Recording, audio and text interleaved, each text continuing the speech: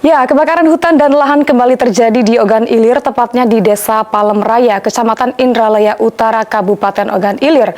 Lahan seluas kurang lebih 7 hektar yang terbakar berhasil dipadamkan tim gabungan.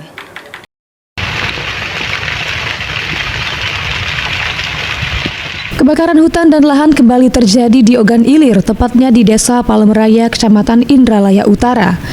Kebakaran ini menghanguskan lahan seluas kurang lebih 7 hektar berupa semak belukar, rumput semelidang, serta pohon akasia di atas tanah mineral dan semi gambut. Tim gabungan yang terdiri dari personil Polri, TNI, Manggala Agni, dan BPBD Kabupaten Ogan Ilir berhasil memadamkan api dengan bantuan 2 unit mobil tangki milik BPBD, 2 mesin pompa Manggala Agni, 1 mesin pompa milik desa, serta peralatan manual. Kapolres Ogan Ilir AKBP Bagus Suryo Wibowo mengatakan, kepolisian akan berkomitmen dalam mengatasi dan mencegah terjadinya kebakaran hutan dan lahan di wilayah hukumnya, dengan melakukan langkah-langkah tegas terhadap pelaku pembakaran hutan dan lahan.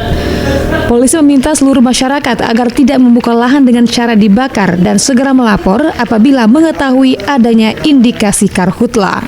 Ahmad Romawi, PAL TV.